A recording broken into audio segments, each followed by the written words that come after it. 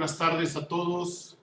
Queremos comentar que este ejercicio trata sobre un problema que estamos afrontando todos derivado de la pandemia y que tiene que ver con los efectos COVID sobre los arrendamientos comerciales.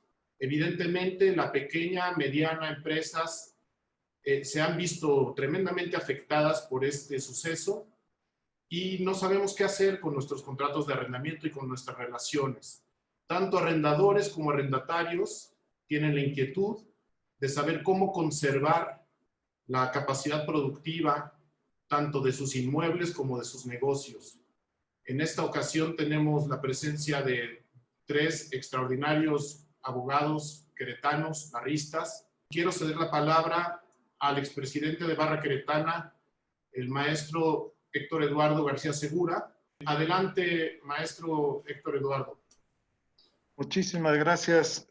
Buenas tardes a todos. Espero que se encuentren muy bien. Me da mucho gusto saludarlos. Gracias por acompañarnos. Me permito presentar a nuestros panelistas, el maestro Eugenio Castellanos Malo.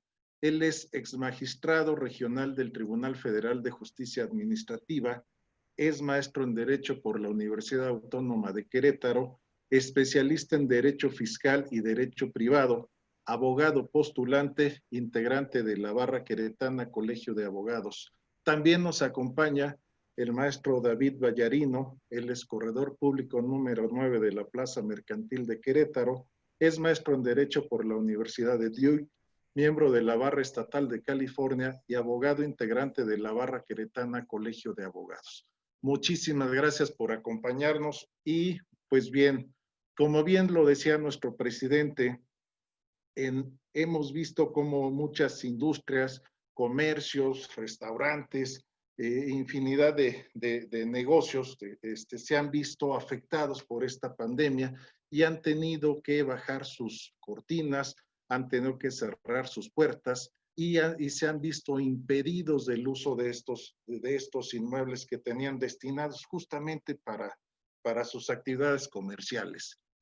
El problema de esto es que tanto arrendadores como arrendatarios hoy se hacen una pregunta: ¿qué va a pasar con estos contratos de arrendamiento? Se preguntan si los inquilinos y los arrendatarios están obligados a pagar la renta como se había pactado en el contrato, en los mismos términos, en los mismos plazos, si el contrato tendrá la misma vigencia que se había pactado inicialmente por el contrato, o bien, pues ante esta situación, ante esta contingencia, se pudiera modificar, se pudiera cambiar, se pudiera exigir el cambio de estas condiciones, dado que están imposibilitados del uso. Y entonces tenemos principalmente 2 corrientes. Una que dice las partes se obligan en los términos que contrataron. Y una segunda totalmente antagónica que dice no, los contratos están sujetos a eventos que pueden suceder y que pudieran dar lugar a un cambio de las condiciones inicialmente convenidas, inicialmente pactadas. Y en ese sentido es que quisiera pedir inicialmente al maestro David Vallarino que nos hiciera favor de dar su opinión. ¿Qué va a suceder, maestro? Las partes tendrán que cumplir con los contratos tal cual los habían celebrado, tendrán que pagar los contratos tal cual lo habían pactado. ¿Qué va a suceder, maestro? El micrófono es suyo. Bueno, antes que nada, es un honor para mí estar aquí con todos ustedes. La pregunta que usted me hace, maestro Eduardo García, es relevante. Bueno, diría relevantísima ante la situación en que nos encontramos ahorita. Es decir, tenemos que saber si los inquilinos, los arrendatarios, tienen que pagar renta bajo el contexto que estamos viviendo. Y yo quiero ser muy práctico, me quiero enfocar en aspectos legales y creo yo que existen preceptos legales que apoyan a que los inquilinos estén en una causa de exclusión de pago de renta. Y de ahí me voy a ir a lo que refiere el artículo 1967 del Código Civil para el Estado de Querétaro, el cual señala que nadie está obligado al caso fortuito, sino cuando ha dado causa o contribuido a él. Y luego tenemos el artículo 2322, es decir, 2322 del Código Civil para el Estado de Querétaro, que señala que si por caso fortuito o fuerza mayor se impide totalmente al arrendatario el uso de la cosa arrendada, no se causará renta mientras dure el impedimento. Y si este dura más de 2 meses, podrá pedir el arrendatario la terminación del contrato. Entonces aquí la clave es saber si el arrendatario se encuentra en un caso fortuito o de fuerza mayor y si se le ha impedido totalmente el uso de la cosa arrendada. Esos 2 supuestos para mí son claves en un juicio, los cuales tendrá que acreditar de manera contundente el arrendatario, es decir, que se encuentra en el caso fortuito o fuerza mayor y que se le ha impedido por este caso fortuito o fuerza mayor el uso de la cosa arrendada. Pero primero que nada quiero definir en base a una tesis qué se entiende por caso fortuito o fuerza mayor. Existe una tesis de la séptima época que nos dice o que nos señala que por caso fortuito se constituye aquel acontecimiento natural, inevitable, previsible o imprevisible que impida de forma absoluta el cumplimiento de alguna obligación legalmente adquirida. Y luego tenemos que esa misma tesis nos señala que por fuerza mayor, a diferencia del caso fortuito, se entiende que esta no es ajena a la voluntad del hombre, pues depende de la de un tercero distinto a los sujetos de la relación jurídica que impide en forma absoluta el cumplimiento de una obligación legalmente adquirida. Entonces aquí tenemos que entender lo siguiente. ¿Cómo le va a hacer el arrendatario para acreditar que se encuentra en el supuesto de caso fortuito o fuerza mayor? Y yo me iría a los acuerdos que ha publicado el Consejo de Salubridad General de la República. Y así tenemos que el 23 de marzo del 2020 se publicó en el Diario Oficial de la Federación un acuerdo por parte de este ente gubernamental donde considera y reconoce que la epidemia del COVID es una enfermedad grave de atención prioritaria. Posteriormente tenemos que el día 30 de marzo del 2020, el Consejo de Salubridad General publicó en el Diario Oficial de la Federación un acuerdo por el que se declara como emergencia sanitaria por causa de fuerza mayor la epidemia de enfermedad COVID-19, en el cual la Secretaría de Salud determinaría todas las acciones que resultaran necesarias para atender dicha emergencia. Luego tenemos que el 31 de marzo del 2020, ese mismo Consejo de Salubridad publicó en su artículo primero la suspensión inmediata a partir del 30 de marzo al 30 de abril de todas las actividades no esenciales y solamente podrían continuar en funcionamiento las actividades consideradas como esenciales. Entonces aquí yo hago una pausa. Si los arrendatarios comerciales son aquellos que sus actividades no son esenciales, por disposición de estos acuerdos o decretos, se ordena su suspensión inmediata de sus actividades. Es decir, tienen, maestro Eduardo, que cerrar sus locales comerciales. Entonces, ya estamos en el supuesto que nos establece el artículo 23-22 del Código Civil, en el cual nos encontramos en una causa de fuerza mayor o caso fortuito, pero por disposición legal. Entonces, esto facilita a los arrendatarios acreditar el supuesto en cuestión. Ahora, aquí la pregunta obligada siguiente sería, es decir, si bien es cierto el arrendatario está en un supuesto de caso fortuito, fuerza mayor, se encuentra también impedido totalmente de usar el bien inmueble.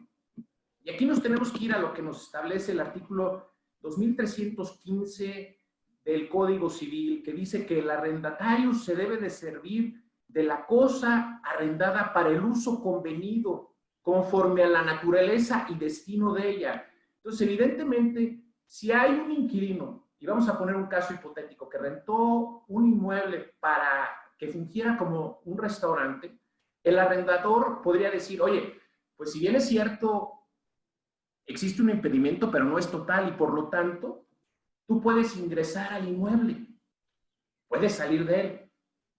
Pero ese no fue el uso convenido, ni tampoco fue conforme a la naturaleza o al destino del contrato de arrendamiento.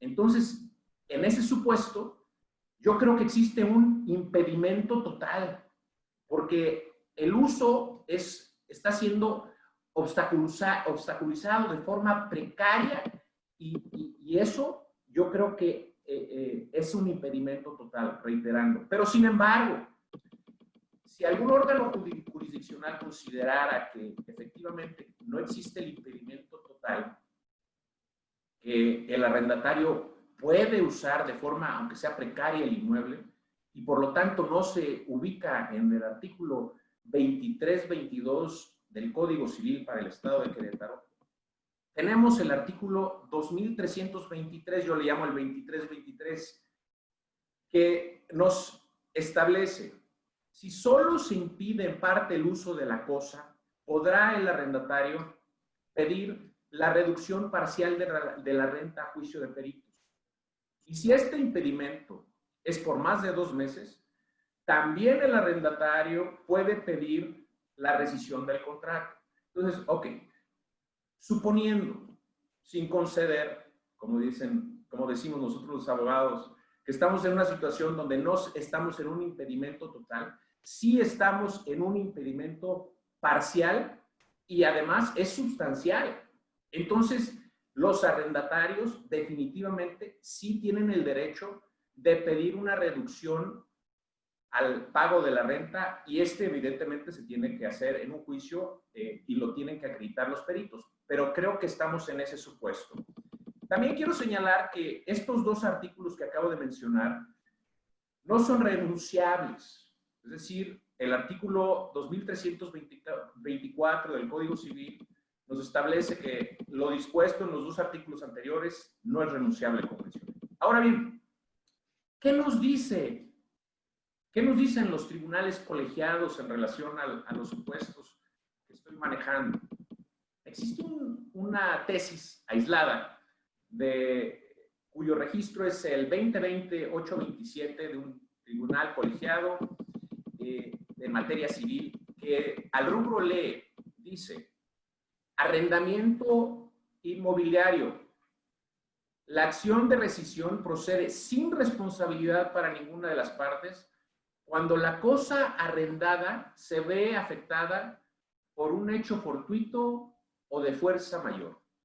Y luego señala, de los artículos 2431, 2432 y 2433 del Código Civil para el Distrito Federal aplicable para la Ciudad de México, se advierten las reglas que han de seguirse en el arrendamiento para el caso de que, por un caso fortuito, fuerza mayor, se impida o se obstaculice el uso de la cosa arrendada, siendo que el legislador dotó al arrendatario de 2 acciones a saber.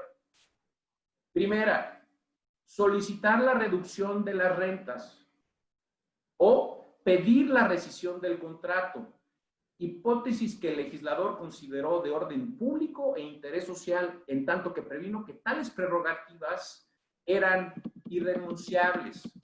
Además, es de mencionar que dichas acciones son excluyentes entre sí y por lo tanto contradictorias, razón por la cual el legislador dejó a elección del arrendatario la acción que mejor le convenga, pues aún acaecido el caso fortuito podrá darse el supuesto de que el arrendatario quiera continuar con la relación de arrendamiento o por el contrario lo faculta para pedir la rescisión del contrato. Lo que se encuentra en razón de ser en que el objeto del contrato de arrendamiento es precisamente conceder el uso o goce temporal de una cosa, razón por la cual resulta lógico que el legislador haya previsto en favor del arrendatario la acción de rescisión para los casos en que la cosa arrendada se haya visto tan afectada al grado de que su uso o goce se haga gravoso o imposible para el arrendatario. En este caso concreto, considero que, si bien es cierto, en muchos casos se pudiera considerar que no existe un impedimento total, maestro Eduardo, sí es un impedimento sumamente gravoso.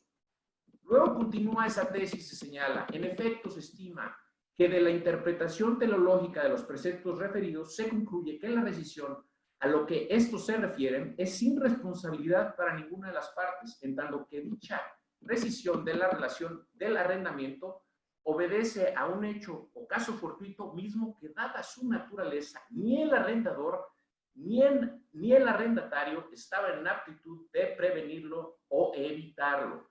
Por lo tanto, considero yo que los arrendatarios que llevan a cabo actividades no esenciales encuadran, ya sea en el artículo 2322 o 2323 del Código Civil para el Estado de Querétaro.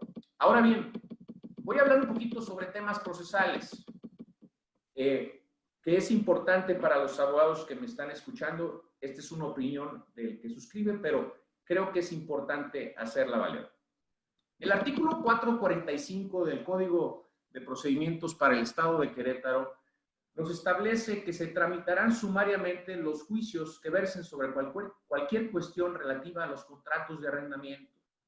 Por lo tanto, si llegaran a demandar en un juicio sumario civil al arrendatario, solicitándole el pago de rentas, solicitándole la rescisión del contrato, si yo fuera el abogado del arrendatario, lo haría a través de dos vías. Su defensa la haría a través de dos vías.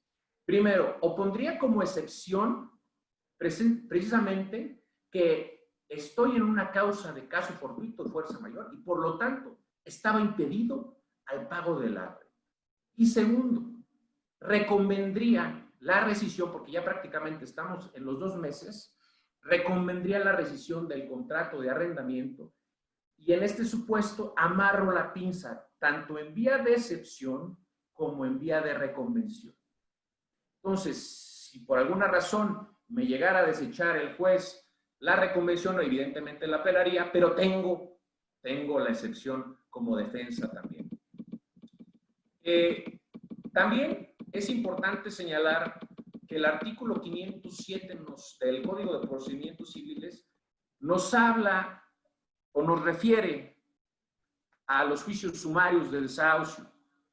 Y en este sentido tenemos que el tercer párrafo establece o señala que el juez debe desechar de plano todas las excepciones a las que alude el Código Civil del Estado de Querétaro en relación a los artículos 23-22 al 23-25, es decir, los artículos que platicamos ahorita, donde se concede al inquilino el derecho para no pagar la renta, excepciones que serán inadmisibles si no se ofrecen sus pruebas. Entonces, por lo tanto, es importantísimo que en el juicio donde se represente al arrendatario se ofrezcan las pruebas pertinentes. La carga de la prueba la tiene el arrendatario. ¿Y qué ofrecería yo? Evidentemente los decretos o los acuerdos que se han emitido por el Consejo de Salubridad, aunque son hechos notorios, yo los ofrecería. También ofrecería una fe de hechos. Por ejemplo, si uno quisiera ir, por ejemplo, a Best Buy o algún otro local comercial a comprar algún bien o servicio, no te permitirían el acceso. Entonces, la fe de hechos tiene esa finalidad de acreditarle al juez que tú estabas impedido de usar tu inmueble.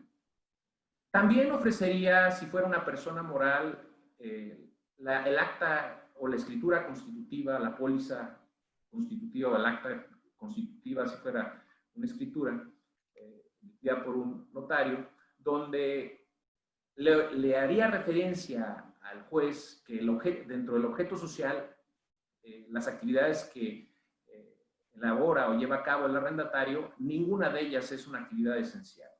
Y por lo tanto, me encuentro dentro del supuesto de que tengo que cerrar el inmueble que fue arrendado. Ofrecería la confesional también, ofrecería testigos y el contrato de arrendamiento también, porque en el mismo contrato de arrendamiento se establece el objeto para el cual fue arrendado el inmueble. Entonces, yo quiero en este punto aquí terminar por esta parte mi presentación.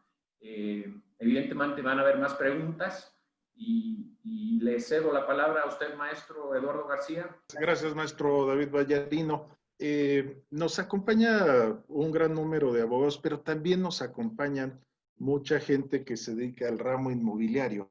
Y la explicación extraordinaria que nos acaba de dar, maestro, perfectamente, extraordinariamente clara para todos los abogados y yo creo que para muchos de los asistentes no abogados, pero quizás para que fuera mucho más claro el tema que nos expones, ¿podrías hacer un ejemplo en pocos minutos de una situación de arrendador, arrendatario, el arrendatario, en qué posición estaría y qué haría sin el tecnicismo, sin una situación que cualquiera pudiera entender de manera muy sencilla? Esto es muy práctico. El arrendatario no puede o no ha podido usar su inmueble para el destino que fue arrendado, creo que se encuentra en un supuesto de exclusión, ya sea del pago de la renta o de reducción del pago de la renta. El ejemplo que les mencionaba, el de un restaurante, pues el restaurantero que contrató el inmueble, no lo contrató para tenerlo cerrado y poder entrar, cerrar la puerta, estar un rato ahí adentro y después salir y volver a cerrar la puerta. Lo rentó el inmueble para abrirlo a sus comensales. Entonces, en todos los supuestos donde los arrendatarios no puedan usar o no han podido usar el inmueble, se encuentran en los supuestos del artículo 2322 y 2323 del Código Civil para el Estado de Querétaro. Bien, muchísimas gracias, maestro. En fin, esta es una de esas dos posturas que hablábamos. Existe la otra que dice, no, las partes se obligaron en los términos del contrato y lo deberán cumplir, pero esta es una de las dos posturas que ha sido extraordinariamente expuesta por el maestro David Vallarino. Quisiera darle el uso de la voz al maestro Eugenio Castellanos. Maestro, no sé su opinión respecto de estos contratos, de la situación que estamos viviendo, de todas esas empresas con actividades no esenciales que hoy tuvieron que cerrar sus puertas, ¿en qué situación están? ¿Deben cumplir las condiciones del contrato o están en posibilidad de exigir su variación? ¿Qué nos comentaría, maestro?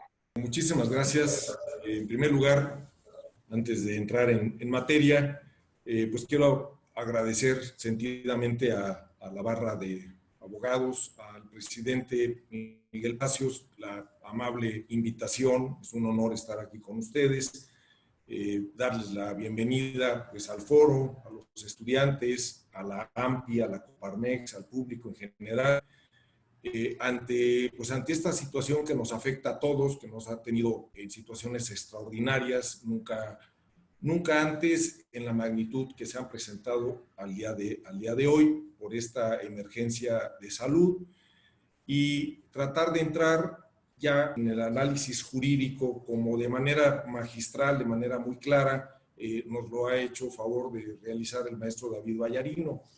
Yo voy a tratar de continuar con la línea que hizo el maestro en este sentido. Nuestro tema se refiere a arrendamientos comerciales o industriales. Con esto excluimos el tema de casa-habitación. Entonces, ya ahí tenemos un espacio específico, como bien lo realizó. El contrato de arrendamiento del que estamos hablando pues es un negocio jurídico, es un acto perfectamente previsto, tipificado en la ley, es bilateral, conmutativo, de tracto sucesivo, pero yo quisiera ir haciendo varias precisiones.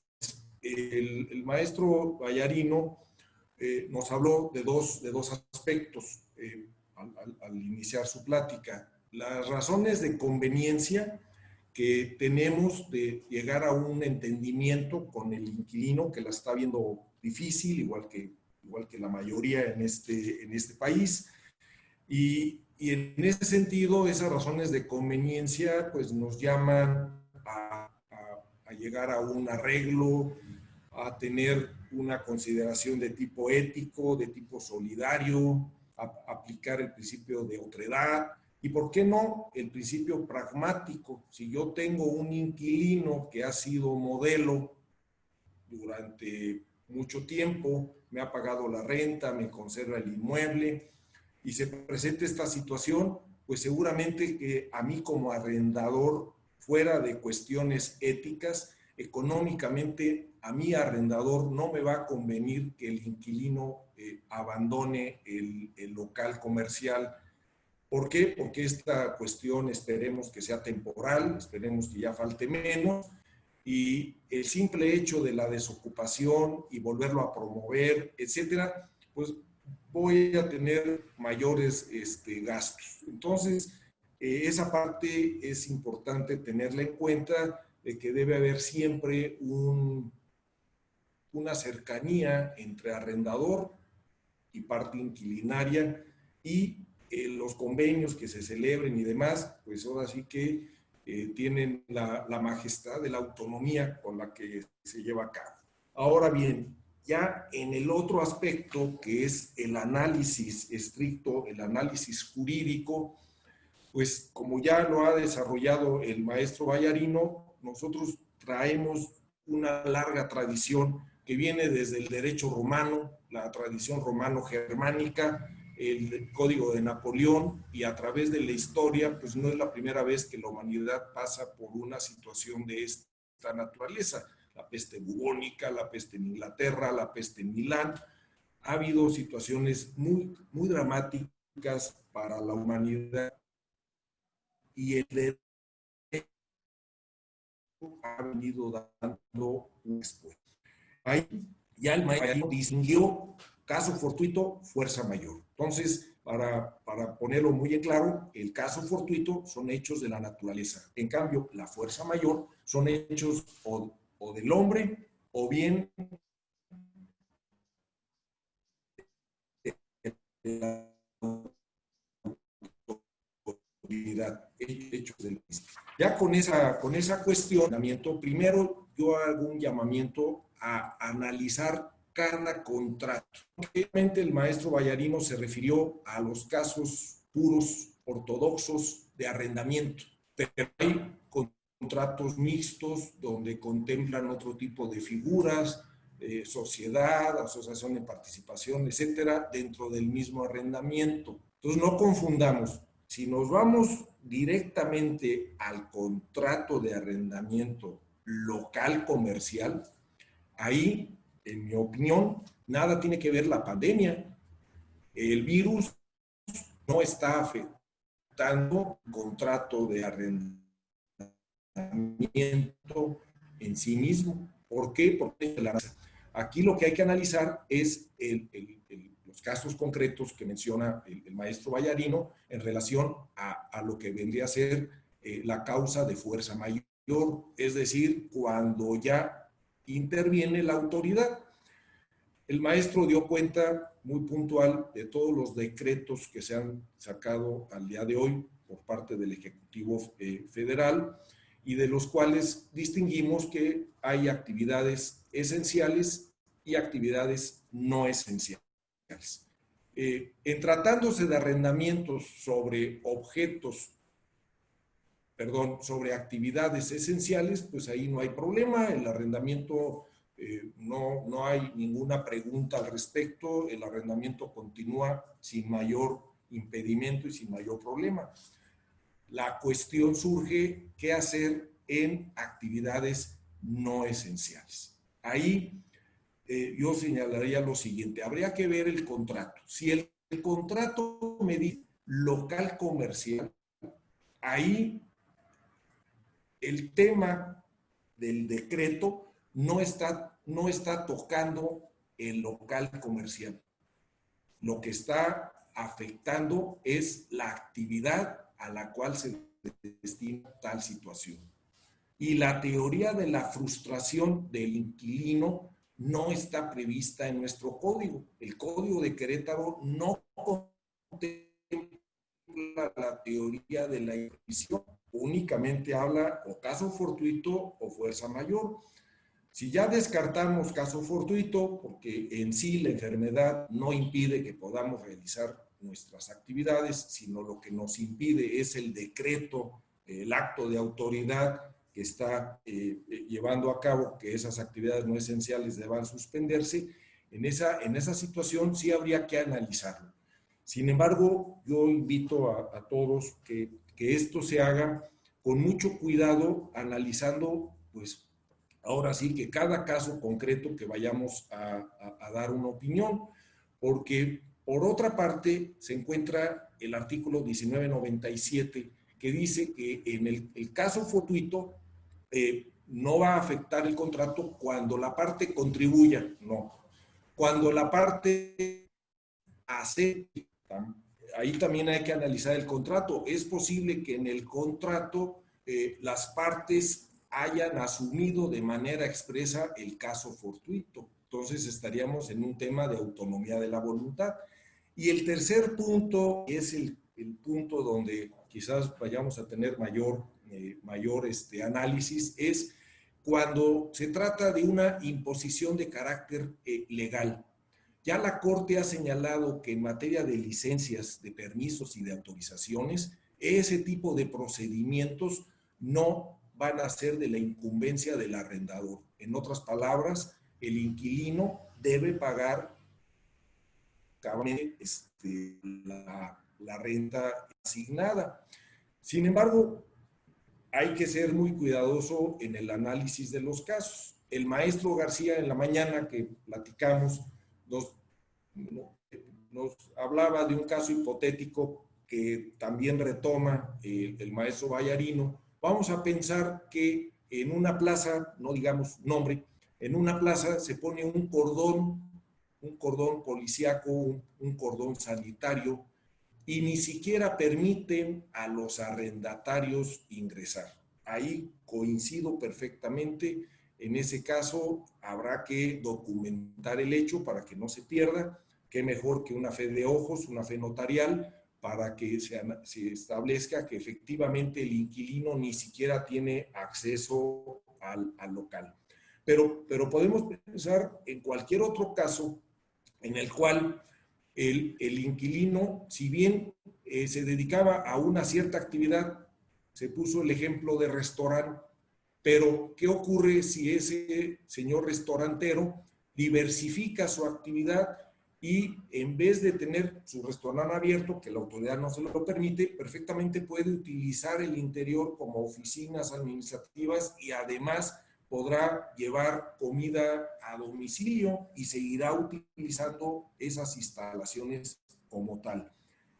Ahí en esos casos nos afecta, y lo que ha dicho la Corte es que si se utiliza parcial o se diversifica, o bien el uso sigue siendo presente, actual para el inquilino tiene que pagar el precio, porque el precio es una cosa fungible, una cosa que se estableció desde un principio, y eso no es imposible de cumplimiento.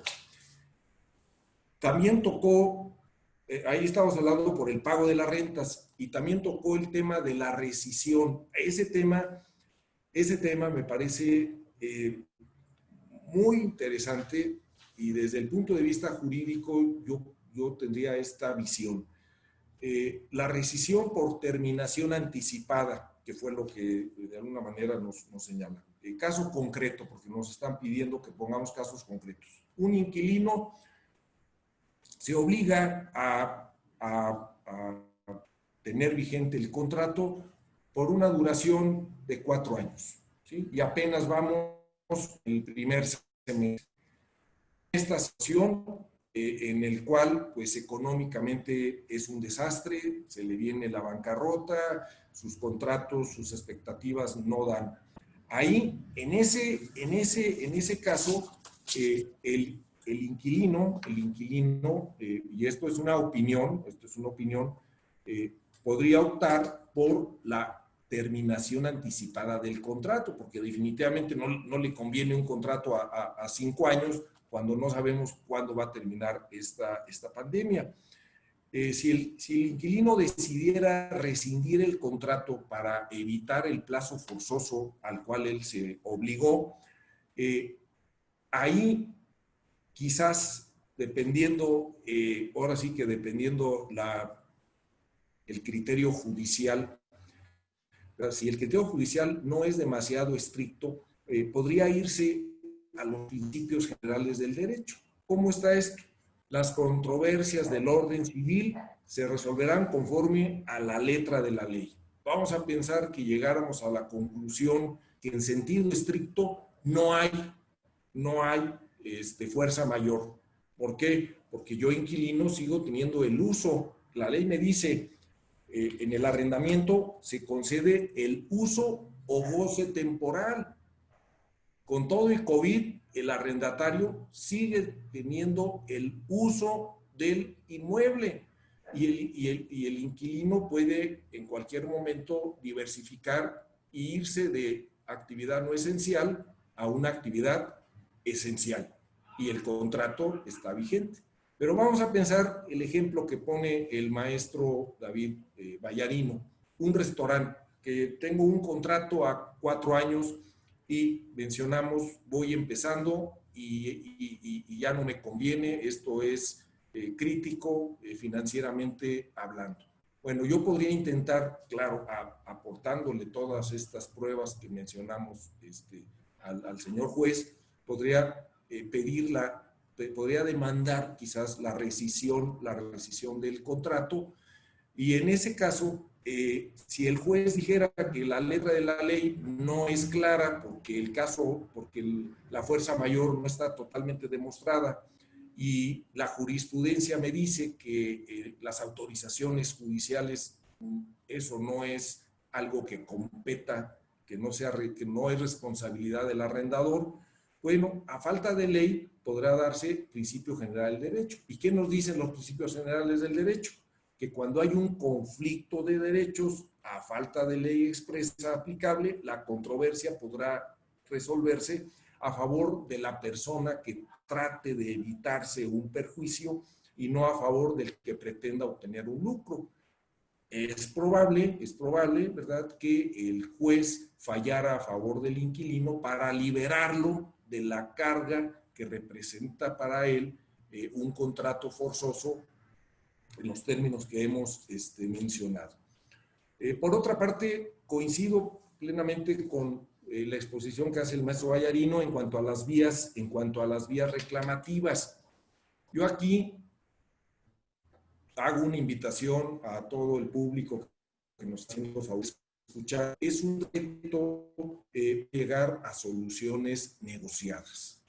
¿Para qué judicializar el asunto si puede haber una relación de entendimiento entre el inquilino y el arrendador? En ese sentido, bienvenidos los señores notarios, bienvenidos los señores corredores, abogados, poder hacer convenios, ¿verdad? Convenios con los arrendatarios para que estos no se sientan tan agobiados ante esta situación, porque efectivamente si esto se va a juicio, no sabemos cuándo se vayan a reabrir los juzgados civiles, pues va a ser más complicado para ambas partes. Siempre es preferible un buen arreglo. Entonces, por mi parte, esa sería ahora sí que la visión jurídica. O sea, la conclusión de este comentario va en el sentido de revisar cada contrato para ver exactamente cuál es el objeto del contrato, punto 1. Y número 2, como dice el maestro Vallarino, ver si se demuestra en el caso concreto el caso fortuito, porque efectivamente el que tiene la carga de la prueba, el que está afirmando que hay caso fortuito es el inquilino. Entonces el inquilino tendrá que probar alguna situación de tipo extrema. Pero yo concluyo que la frustración del inquilino no es suficiente para que deje de pagar la renta en tratándose de un local comercial, salvo el caso extremo que comentábamos por la mañana, en que la autoridad materialmente no me permite ni siquiera el ingreso a esa plaza o a ese local comercial.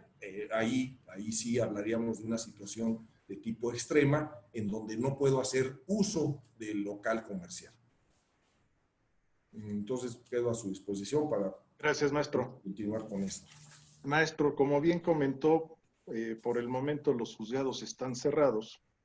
Sin embargo, vemos una serie de situaciones que también comentaba, que sería importante, también lo manejó el doctor Vallarino, el maestro Vallarino, que habría que dejar constancia. ¿Usted recomendaría, ya sea arrendador, arrendatario, algún tipo de providencias, en este caso no serían ante juez, algún tipo de providencias de que el día de mañana fueran medios probatorios, ya sea que se tomaran para la acción o para la excepción?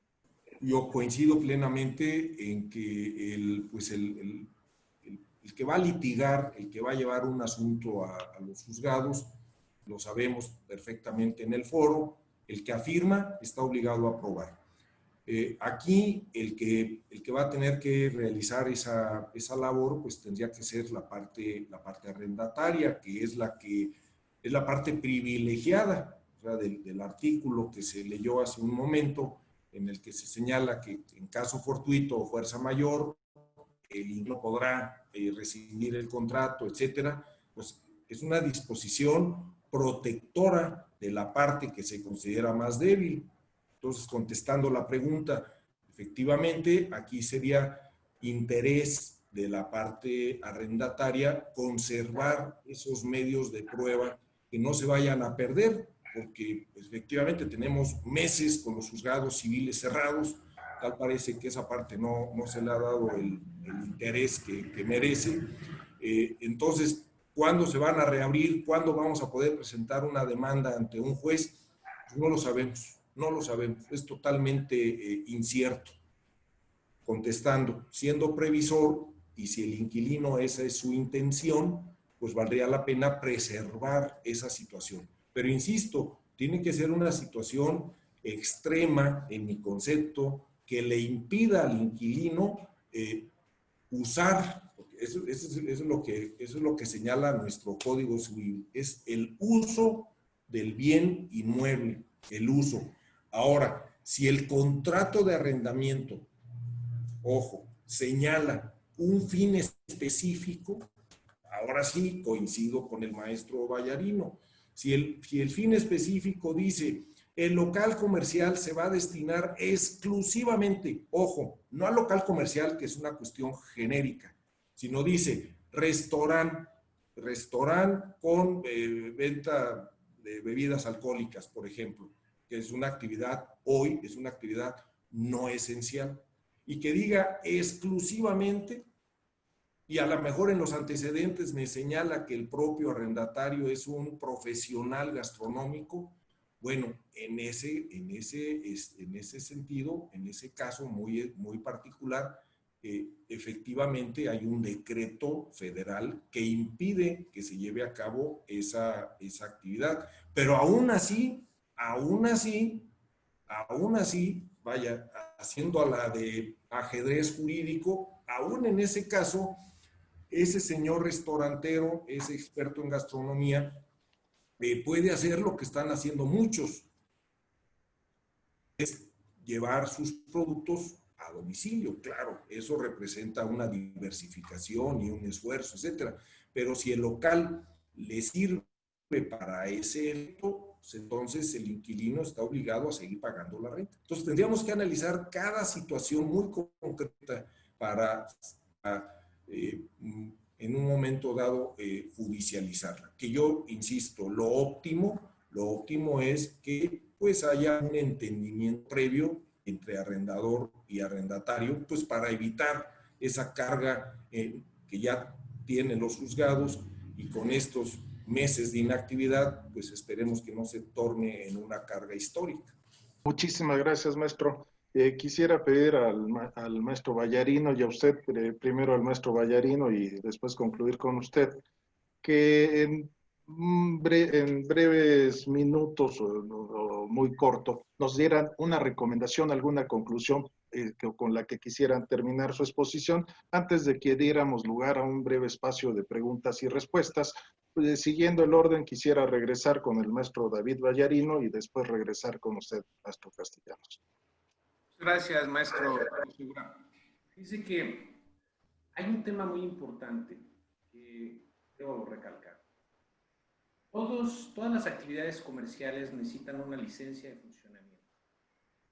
Entonces, si yo quiero diversificar mi actividad a una esencial, que falta que me vayan a dar la autorización por parte del gobierno federal, creo que estamos metidos en un problema de logística y además de impedimento jurídico, porque yo no puedo llevar a cabo una actividad en estos momentos esencial si previo a ello no tengo la licencia de funcionamiento autorizada por parte del gobierno, ya sea municipal, estatal o federal. Entonces creo yo que precisamente ese es otro argumento que habría que ofrecerle en una prueba al juzgador, la licencia de funcionamiento, hacerle ver que la actividad a la cual yo me dedico en términos de la autorización otorgada por parte del ente municipal o estatal o federal fue una actividad no esencial. Entonces, si tú me estás pidiendo que yo lleve a cabo una actividad esencial ahora para diversificar, pues me vas a meter en un problemón. Y eso no se hace de un día para otro. Lleva tiempo. Entonces, creo yo que sí estamos dentro de un supuesto de caso fortuito o fuerza mayor. El otro tema es que hay una tesis que apoya la postura del magistrado Eugenio Castellanos en el sentido de que si el arrendatario expresamente asume la responsabilidad del caso fortuito, estará obligado a asumirla.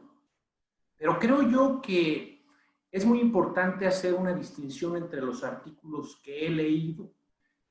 En 1997 el Código Civil establece que nadie está obligado al caso fortuito sino cuando ha dado causa o contribuido a él, cuando, dice, ha aceptado expresamente esa responsabilidad o cuando la ley se la impone.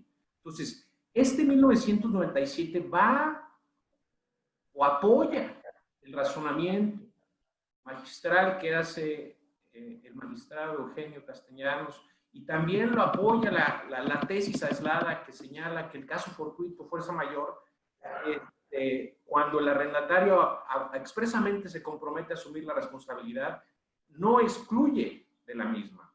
Sin embargo, difiero tanto de la tesis aislada y en cierta forma de la postura que se hizo en este momento, ya que el artículo 23-24 señala del Código Civil para el Estado que los artículos anteriores, es decir, los que mencioné en el principio de mi plática, que es el artículo 2322 y el 2323, no son renunciables.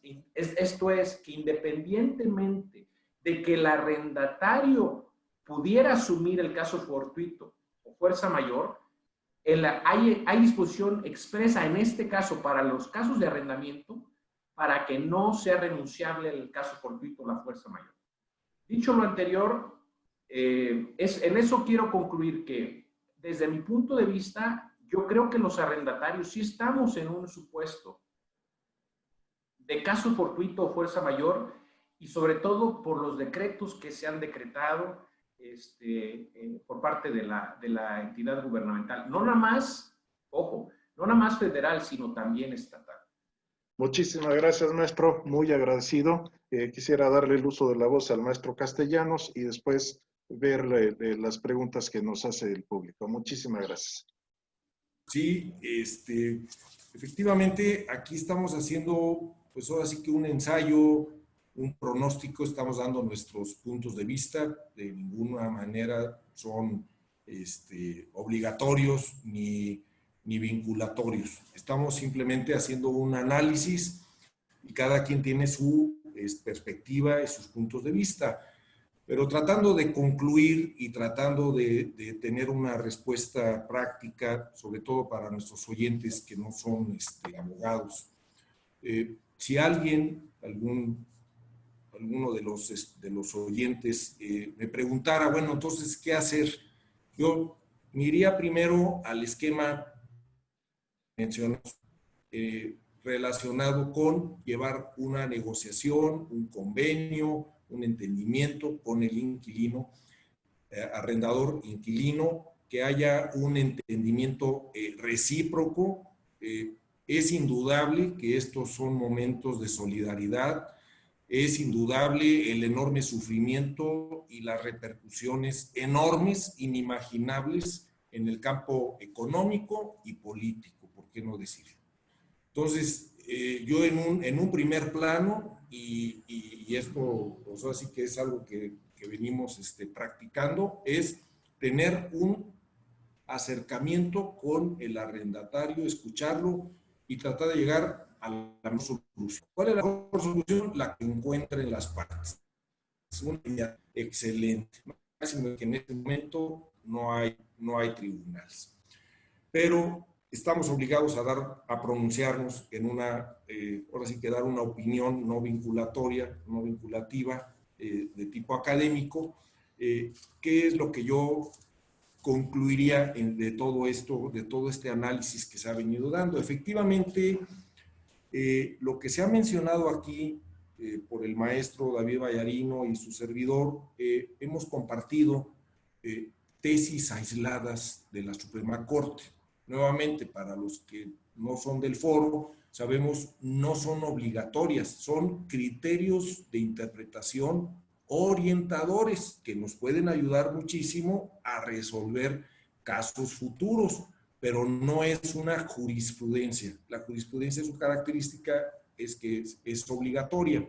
Entonces, estos vientos orientadores nos ayudan a tratar de estudiar y entender el problema. ¿Qué contestaría yo en ese sentido? Y un arrendador me hace esta pregunta o el arrendatario, yo le diría, está bien, yo me inclino ahora sí que por un elemental derecho, garantía, permitir la rescisión del contrato o dar por terminado el contrato. Oiga, es que es un contrato por 3, 4 años, déjelo ir. Yo le contestaría eso al arrendador, porque si esto se judicializa, es muy probable que el juez le dé la razón a la parte inquilinaria. Ese es mi punto de vista, por los principios generales de derecho que ya mencioné. Es decir, el inquilino que está en esa situación angustiosa, un restaurante que ya ve que su negocio ya no es negocio, bueno, puede entregar el inmueble como información general. La oficina central de consignaciones está abierta, se pueden consignar las llaves judicialmente, y lo mejor que podría hacer el arrendador es recuperar su inmueble, claro, en estado de uso y conservación que lo entregó. Ese es mi particular punto de vista. Ahora, en el otro tema, oiga, ¿es o no es válido pagar rentas? Mi opinión es que Querétaro no establece la teoría de la imprevisión. No estamos frente a un caso fortuito porque, insisto, la terrible enfermedad que ahora sí que nos amenaza a todos, no es una razón suficiente para que el uso del inmueble no se pueda llevar a cabo. Lo que hay que analizar en cada caso concreto es la fuerza mayor. Eso como una parte de distinguir de esta plática una del otro. Y la fuerza mayor será si se impide o no. En las preguntas que estoy viendo por ahí, que se están empezando a introducir, señalan eso, que hay plazas comerciales en las que se impide que hay un cerco sanitario y no permite ni siquiera la entrada a esos locales. Ahí no tengo yo nada que decir, coincido plenamente con el maestro David Vallarino. Pero en aquellos otros en los cuales simplemente sea un giro comercial que se considera como una actividad no esencial y el contrato simplemente dijera local comercial en términos genéricos, en mi particular punto de vista, el inquilino está obligado a pagar la renta en los términos estipulados. Esa sería mi conclusión desde el punto de vista legal, a la luz del código y de los criterios que hemos mencionado. Esa sería mi conclusión. Ok, muchísimas gracias, maestro. Entonces, podríamos decir que habrá que analizar cada caso en particular, habrá que analizar las condiciones, habrá que analizar si se encuentran en una o en otra de las posiciones que hemos dicho y por qué no decirlo, ver la situación de tratar de que haya acuerdos con convenios solidarios, tratar de avenir a las partes y también, por qué no decirlo, aun cuando somos abogados y estamos muy hechos, muy acostumbrados a postular dentro de los tribunales, pues lo cierto es que también parte de nuestra función es tratar de resolver los asuntos y se resuelven no siempre a través de una sentencia, sino que podemos tratar con nuestro conocimiento, con nuestro expertise, tratar de que las partes lleguen al mejor arreglo para todos. Muchísimas gracias. Quisiera dar lugar ahora a las preguntas y respuestas. Por ahí el secretario de la barra estaba haciendo un condensado de las preguntas. Sí, una inquietud general es en el caso de la reducción de rentas, ¿cuáles serían los parámetros o las directrices para establecer el porcentaje de reducción de estas rentas? Voy a adelantar una respuesta. Sé que probablemente el maestro no esté de acuerdo conmigo. De acuerdo a la posición que he comentado, primero habrá que analizar si hay o no hay un impedimento real de el uso comercial al que esté sujeto ese contrato. No ha lugar a la reducción de rentas en tratándose, en mi concepto, de un contrato que de manera genérica me hable del local comercial. Entonces, la reducción de rentas no se daría. Ahora, suponiendo que así fuera, vamos a suponer que estuviera probado esta situación, bueno, se tendría que hacer a juicio de peritos. Porque tendría que ser una reducción proporcional a esto, pero yo no estoy de acuerdo precisamente porque el arrendador no es socio de la parte arrendataria. Entonces, ¿dejará de pagar rentas en términos absolutos? Sí, cuando se le impida en esos mismos términos el uso del inmueble. Pero cuando tiene el uso parcial del mismo y el inmueble no ha sufrido daño, el inmueble está intacto, el inmueble está ahí, yo considero que no aplica el tema de la reducción de rentas. Maestro Vallarino. Gracias, maestro Eugenio. Miren, yo considero, volviendo al tema del caso de los restauranteros, si en ese supuesto el impedimento ha sido parcial, que yo soy de la idea que es total, pero si fuera parcial, ¿cómo llegarían los peritos a una conclusión? Y ahorita se me está ocurriendo de esta manera. Si el restaurante tenía ventas de 5 millones de pesos y después del COVID tiene 0, pues ese es el impedimento. Porque evidentemente los arrendamientos comerciales son para obtener un beneficio económico. Y si yo no estoy teniendo ese beneficio económico, por el impedimento que me está llevando el decreto presidencial, pues si yo ahora no gano, pues por lo tanto no puedo pagarle al arrendador esa renta y por lo tanto la reducción tiene que ser en la misma proporción que de lo que dejé de ganar. Ese es un criterio de bote pronto que se me está ocurriendo ahorita, pero evidentemente eso va a tener que hacerse o llevarse a cabo en un juicio y se tendrá que llevar a través de peritos en la ciencia correspondiente. Gracias.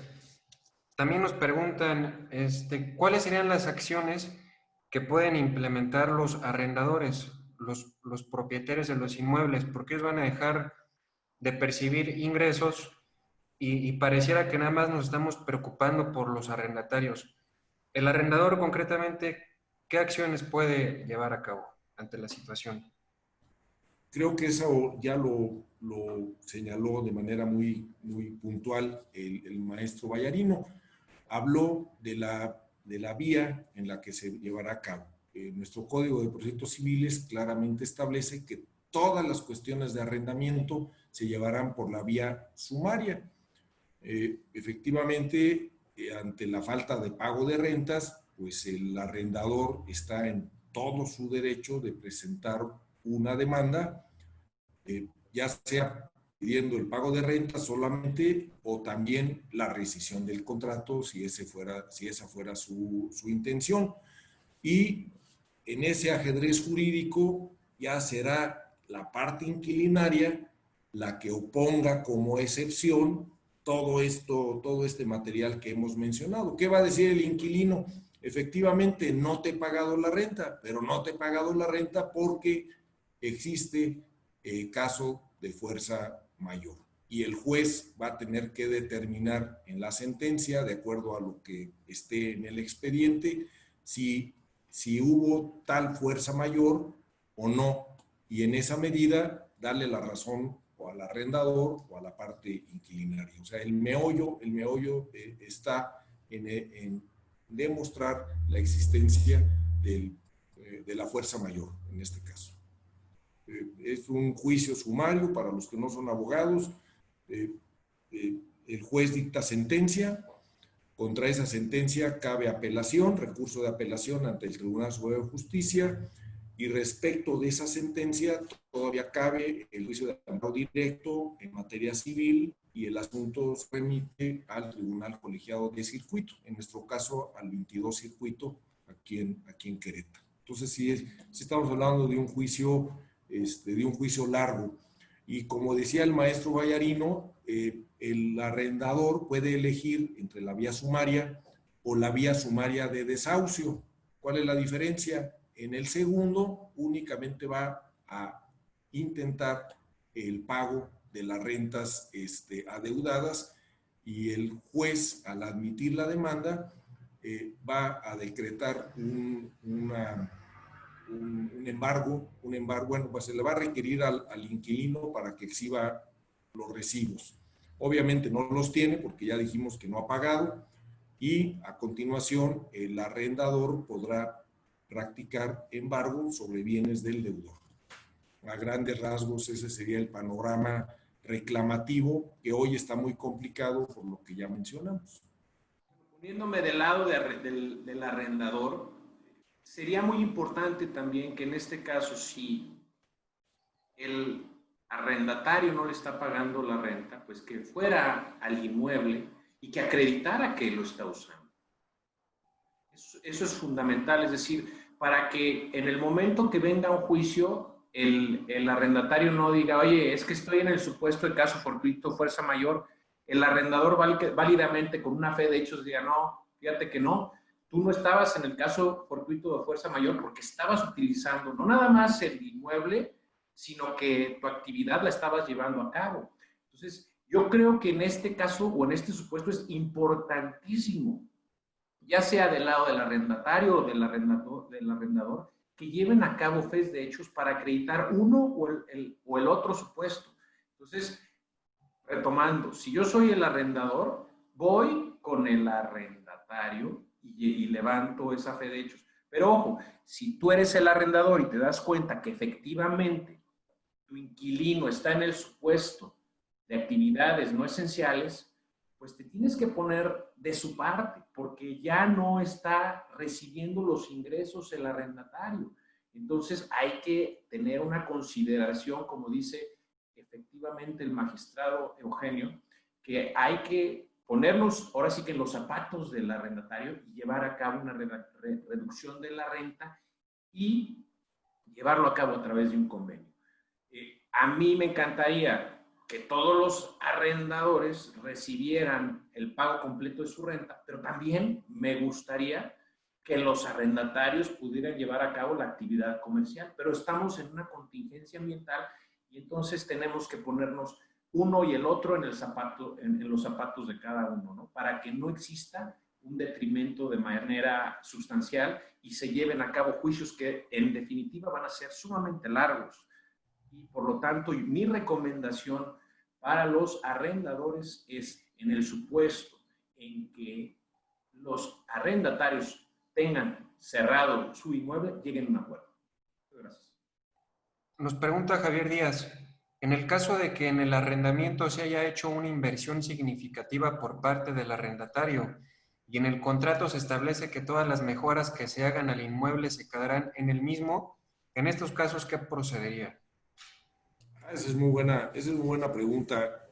Bueno, retomando lo que señalaba el maestro Vallarino, sí es importante observar, si hay un uso parcial, pues ya saben cuál es la opinión de su servidor. Si hay un uso parcial, hay obligación de pagar la renta. Si hay un uso diversificado, igualmente.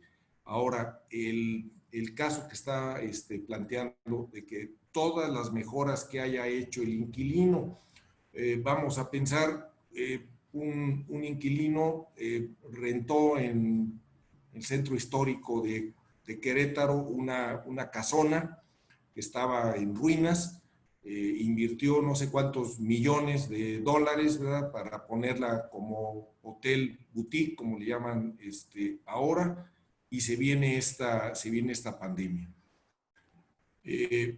¿Cómo podría él recuperar la inversión cuando ahí el contrato es a favor del inquilino? El contrato precisamente se hizo por 10 años porque el inquilino realizó una inversión importante en un predio que se encontraba en ruinas. Quiero pensar que ese es el ejemplo que está poniendo el licenciado Díaz. Bueno, en este supuesto volvemos al punto.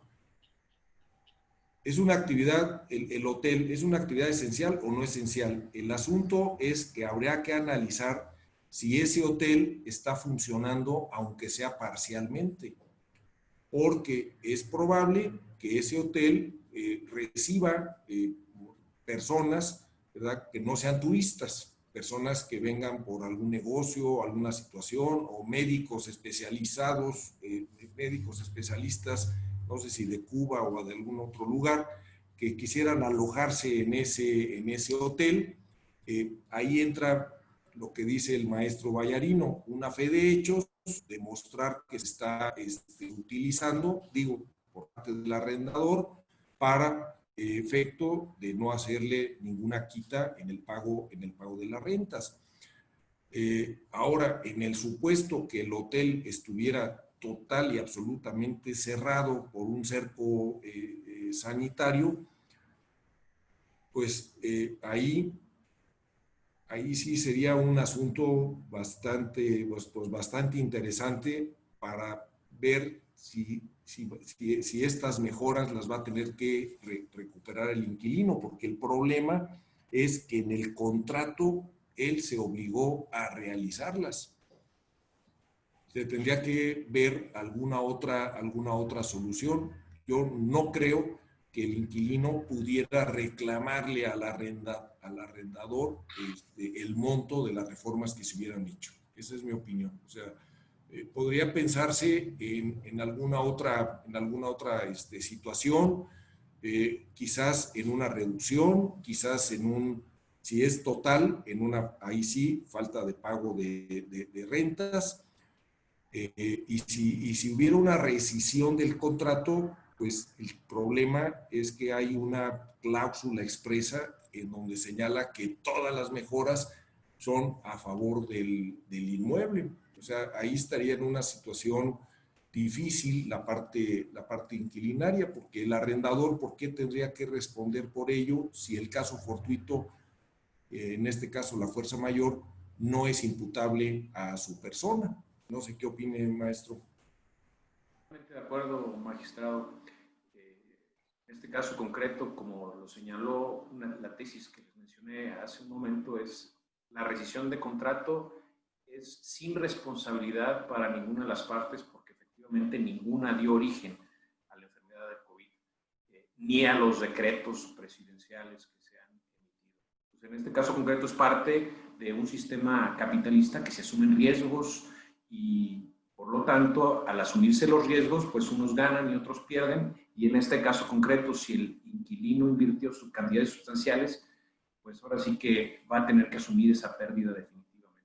Pero, desde mi punto de vista, no va a tener que seguir pagando la renta, simplemente perdería en ese caso concreto las mejoras hechas a favor del inmueble. Nos pregunta José Olín, ¿qué opinan de la teoría de la imprevisión? ¿En qué sentido aplicaría? ¿Evitar el cumplimiento de una obligación o evitar una sanción por el incumplimiento? Bueno, la teoría de la imprevisión significa que en caso de que las circunstancias cambien, varía también el contrato. En este caso concreto, Querétaro no prevé la teoría de la imprevisión, no está en nuestro código. Por eso el análisis que hicimos, que hemos venido realizando en este foro, es únicamente caso fortuito y fuerza mayor. La imprevisión no entra porque nuestro legislador queretano simplemente no le incluyó. Nosotros seguimos en ese sentido el principio general que ya también se mencionó en este panel, el principio de pacta sunt servanda. Los contratos deben cumplirse cabalmente en los términos que han sido diseñados. En otras palabras, el principio de autonomía de la voluntad. De alguna manera, el common law pues también sigue este principio, y si hacemos un poquito de memoria nacional, pues está el célebre caso de 1994 de los deudores de la banca, en donde la Suprema Corte de Justicia de la Nación, para negarles su derecho, que era innegable, ¿verdad? Era un derecho evidente de toda la crisis que sufrimos en 1994. Sin embargo, al final del día, la Suprema Corte sustentó el principio pacta sunt servanda. Los contratos deben cumplirse en los términos cabales y puntuales que fueron celebrados por las partes. Entonces, nuestro derecho ha sido muy reacio a dar cabida a la teoría de la imprevisión. Maestro Vallarino, ¿usted qué opina? Totalmente de acuerdo con lo que señala magistrado Eugenio. Nada más yo apuntaría a lo siguiente. Y si bien es cierto, no la contempla la teoría de la imprevisión nuestra legislación civil, lo que sí yo haría es que al contestar la demanda, si fuera el arrendatario, la incluiría y nos iríamos a ver qué nos dicen los tribunales, porque aquí hay que echar toda la carne al asador. Pero efectivamente comparto el comentario muy acertado por parte del magistrado Eugenio. Quisiera primero agradecer a nuestros panelistas, extraordinaria su exposición. Muchísimas gracias por compartir su experiencia, su conocimiento, a todos los que nos han acompañado, pero quisiera darle el uso de la voz a nuestro presidente Miguel Palacios, que nos pudiera dar un último mensaje. Gracias a todos nuestros participantes y a los expositores de esta tarde. Quiero dar 3 mensajes. El primero de ellos a los abogados, pedirles, de acuerdo a nuestro código de ética de Barra Queretana, Colegio de Abogados, que entendamos cuál es el papel social que jugamos en estos momentos. No sé qué tanto se trate de ganar juicios o de tener la razón, sino de construir un Estado de Derecho, acompañar a la ciudadanía a resolver estas circunstancias. En este momento, un abogado exitoso es aquel que ayuda a su cliente a resolver problemas, no a ganar juicios. Efectivamente, como han expuesto nuestros panelistas, hay una tremenda incertidumbre de cuándo se reactivan nuestras actividades judiciales, cuándo se reactivan nuestras actividades comerciales y cómo se van a reactivar ellas. De hecho, entendiendo que cuando se reactiven, también las circunstancias para continuar trabajando estos comercios van a cambiar, porque van a implementarse nuevas medidas de sanidad como se ha realizado alrededor del mundo. Entonces, cobra mucho sentido el comentario coincidente de los panelistas de que la única circunstancia que nos puede dar certeza jurídica a arrendadores, arrendatarios y a los queretanos son los acuerdos solidarios. En este sentido, el segundo mensaje, además de agradecer el apoyo al movimiento Querétaro es Uno, a través del doctor Rodolfo Loyola Vera, es entender que en esta crisis de salud se ha demostrado al mundo la desigualdad en la que vivimos. Querétaro no es diferente a ello y por eso un ingrediente central de este movimiento es la microsolidaridad. Estas acciones generosas a las que podemos hacer caso todos los ciudadanos vienen desde lo que podemos hacer día a día, así como apoyar con tiempo o donar para los que más necesitan en el estado de Querétaro. Los invitamos a visitar la página del movimiento querétaroesuno.org. Ahí podemos sumar nuestros esfuerzos. Y por último, invitarlos, la próxima semana, el día jueves 21, tendremos un siguiente ejercicio muy interesante relativo a la responsabilidad penal de las personas morales, la responsabilidad penal que pueden tener derivado de la pandemia y de estas nuevas circunstancias y formas de trabajar. Será impartido por el magistrado en retiro, licenciado Alfonso Jiménez Campos, y también por el licenciado Rodrigo Cervantes Alayandía, que es un experto en materia de compliance criminal y que es asesor de distintas empresas. Nuevamente, agradecer a todos su presencia, su participación y comentarles que en Barra Queretana estamos comprometidos para ayudar a la ciudadanía. Muchas gracias y buenas tardes.